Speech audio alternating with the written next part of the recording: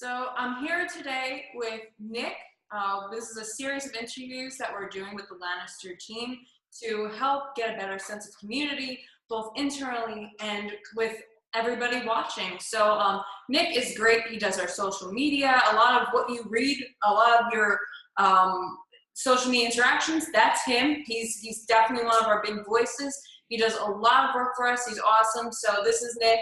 Hi, Nick. Thank you so much for taking the time for this interview. No problem at all. I'm more than happy to join. It's great that we have everybody as a team coming together to do this. Give the community a little bit more about ourselves. Show some faces behind the digital world we live in that we may be behind too many times. I mean, I know Joe shows his face a lot, but it's a great opportunity for all of us to stop by and say hello. It is very true. Yeah. So let's jump into it. What is your favorite part of working at Lannister Holdings? So I could definitely say one of my favorite parts is that we're kind of, riding the wave of such an emerging technology. It's not like we're just, we're doing something with, mobile or something with internet. It's a whole different kind of field and vertical that I never really touched before myself. I didn't learn anything about it in school. It just kind of came out of Lannister, and number one, learning something new is always great.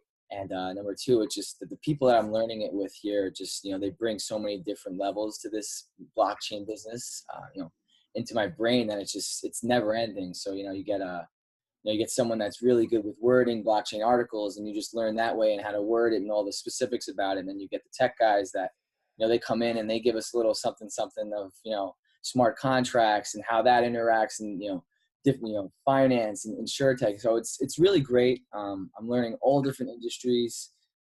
Some of the people that we have on the advisory board, their industry specifics are amazing. Just really loving the whole learning process. I think I could definitely say that as one of my top aspects. That's awesome. I totally agree. It's amazing the people that we have working here, and you would expect everybody to be walking around with giant egos and heads, but they're not. We're a great community, so I agree. and everybody's so willing to share their knowledge to help enrich both the company and the future. Yeah. Really, it is absolutely amazing. So, do you want to share maybe a work productivity tip that you've learned or that you've been using? Maybe something you've learned from Lannister, maybe from before. Sure. Yeah. So one thing I like to do is, really dial into that place that I could focus in, whether it be, it's usually mostly my desk. I have everything situated here. I have some screens, any computer I have both Mac and PC. And, one thing I really like to do is just create like a habit. Everybody has a different work time that they really produce best at. Some people in the morning, afternoon, night. Mine happens to be at night. I don't know why. It kind of stinks because, I like to have coffee during the day and kind of have to have a cutoff point. But, night works best for me. I always, give it some time.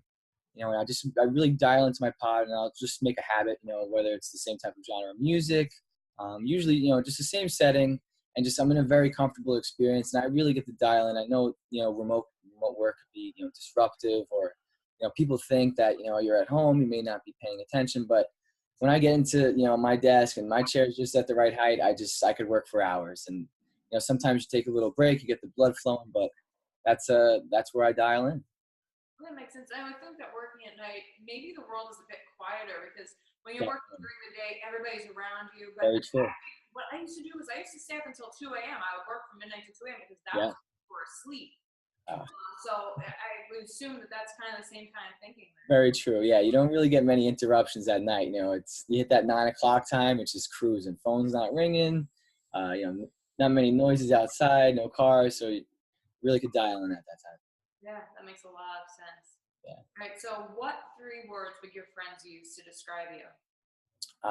3 words, I would say. I would say outgoing, adventurous, and positive. And those definitely all morph together, kind of create me. I just do a whole bunch of different things. And I love interacting with people, with different adventurous things I do.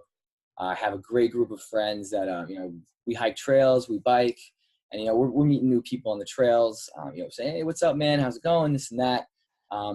Maybe next day we'll be riding with them. So it's always great being outgoing, meeting new people. You really never know what you're going to get.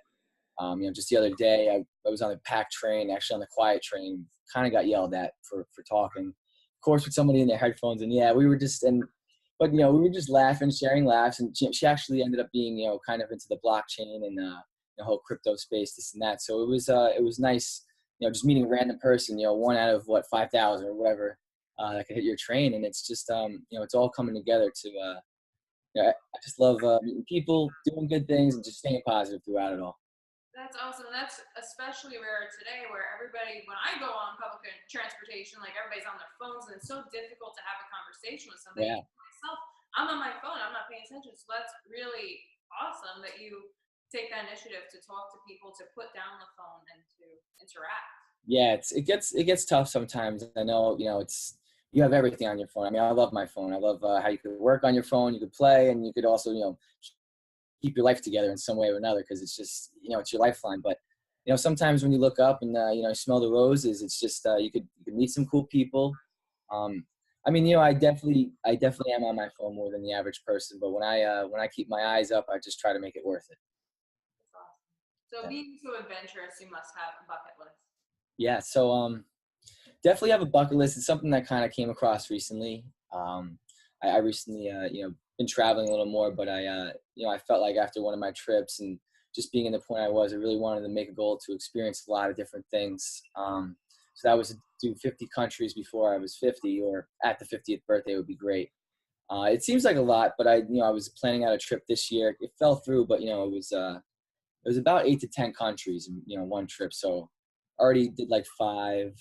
So after that it gets a little exponentially quicker. So definitely want to do a bunch of action sports there: mountain bike, rock climb, ski climbing would be great. I mean, snow climbing would be cool. So definitely just want to experience a lot of different things all over the world. Very cool. That's awesome. That's like the ultimate bucket list. I mean, That's what, yeah, it's you can do anything. great to do those kinds of things, but it seems like with that adventurous spirit, you will actually accomplish those things on your list. Never, yeah. I mean, as long as I try, I mean, even if I come up a little shy, it'll be good. It'll be a good attempt. Yeah. Now, what are you most proud of in your professional or personal life? I think definitely one thing I'm really proud of was my ability to kind of switch on and go into overdrive after doing university, this and that. I definitely hear a lot of stories of people going stagnant, or just ideas falling through, and just, I mean, it really is true that life's a never-ending learning process. And it's you have fun with it too. So I mean, after school, my roots were technology field, a little bit of IT, and business marketing field, a little bit of marketing, social media, all that good stuff. So it was a great synergy. And I just branched off everywhere with that. I told myself I would just not limit myself. I never learned coding, but I'll learn a little bit of coding today. And I use Udemy. Those classes are great, so I'll pick up a couple of those. I'll learn some coding over there. I'm not a professional coder, but it's just great knowing something a little new, challenging yourself, and be like, wow, I started with 0, and now I could kind of understand what this web page says in HTML or something like that. So that's definitely something I'm pretty proud of. I definitely seen an increase of motivation throughout doing that, and you just really get inspired by a lot of stuff that you read. I mean, I always read books as well. I definitely have a lot of motivational figures in my life, and everything's going great in the learning process. Awesome. Now, one of the biggest kind of excuses I hear from people who, oh, I don't have time to learn. I don't have time to take an academic course. I don't have time to read a book. Yeah. It's an excuse. You It don't is. make time for anything, but how do you make the time? How do you have the focus to be able to do those things? One thing I definitely did too is I definitely changed a lot of hobbies in my life. I mean, I definitely cut out a lot of. The one thing you do have to do is you do have to make time. So I cut out a lot of the TV. Sometimes you can't hang out with friends, this and that. But if you're spending your time for positive things, your friends will always be there. I mean, it's your choice if you want to watch TV or not. But some things people say they don't have time to do, and they may be on the couch, or they may be just running around every day after week. But there's a time and a place, and if you really got to catch on to the learning love, and it definitely starts with reading a lot. I feel like reading is a big thing, and I just always make the time. Perfect. Sneak in a little Kindle book on the train, whatever it is. There you go. Yeah.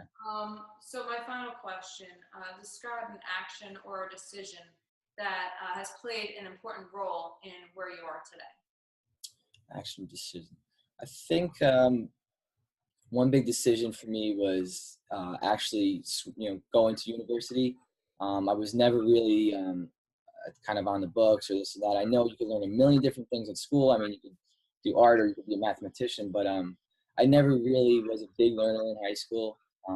So I joined university. I've had no clue what to expect. I really wasn't even planning in high school, and from there I met I not only learned, but I just met some amazing people. From the age you get into school, whatever it was, 18 to 22, to like older people that were just experiencing different things in life, and they kind of had that like, what, I got to go there and just see what it's about kind of thing. So that kind of struck in me. And I definitely look back on that and I was like, this was amazing. I learned some amazing things, as kind of a base, and just, some of the experiences and the knowledge that people brought me that I met there were just they set me off.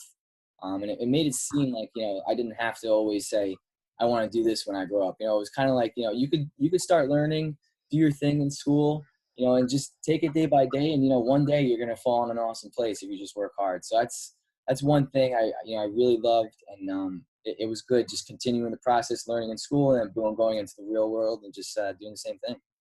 That's awesome. So it seems like so what school did you go to? I went to Pace University. Okay. Oh, I have friends that went there. Yes. Yeah, it was super close, so it made perfect sense. Yeah.